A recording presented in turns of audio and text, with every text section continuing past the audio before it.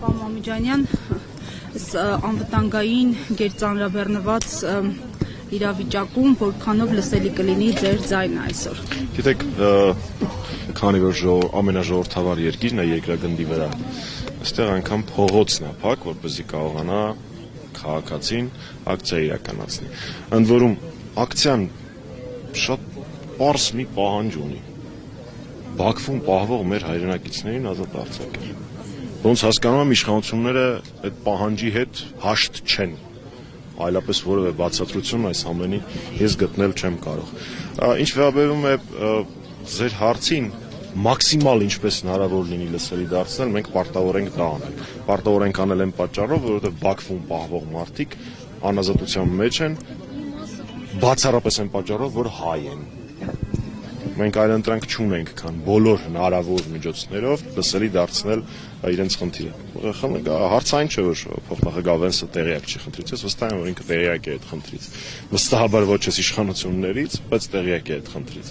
Բայց այնուամենայնիվ մենք պիտի օգտագործենք այս հնարավորությունը ցույց տալու, որ Հայաստանի Հանրապետությունում ապրում են մարդիկ, ովքեր յուրայիններին, իրենց հայրենակիցներին անտեր չեն թողում, անկախ նրանից, թե ով է այս պահին, որ խմբակն է, որ մարգինալների խումբն է ժամանակավորապես գրավել իշխանությունը մեր երկրում։ Նայեք, այցի օրակարգը ամերիկյան այսպես հուշագրերի շրջանակում է,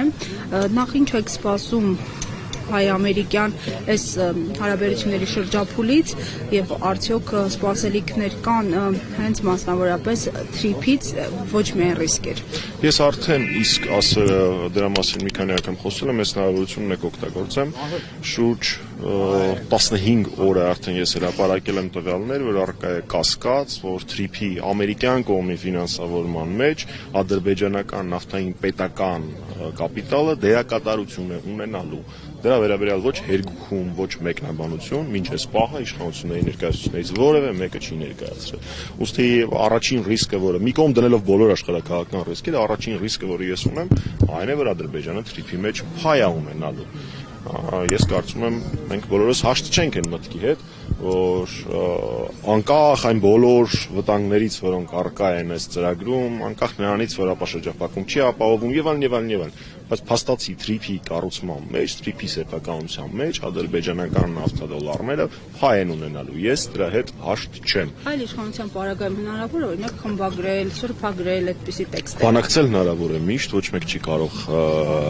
ասել, որ այս կամ այն մանավանդ նախաստորագրած փաստաթուղթը վերջնական է։ Այնտեղ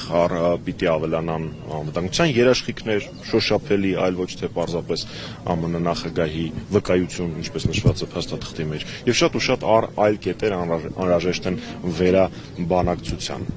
Դա այո հնարավոր է, ես դրա շատ երկար բացատրություն կարող եմ տալ, ուղղակի հիմա դրա ժամանակը չի, դա կլինի այն ժամանակ, երբ Հայաստանի Հանրապետության ղեկավարները լինեն հայրենասերներ։ Այս պայմանությամբ դա այդպես չի։ Բոլոր պարագաներում հուշագրերի ստորագրումը պետք է արդյոք ստանա նաև ազգային ժողովում միսուարյուն, թե հենց այսպես ոնց որոշել են շրջանցելով թերևս գուցե։ Մինչև այս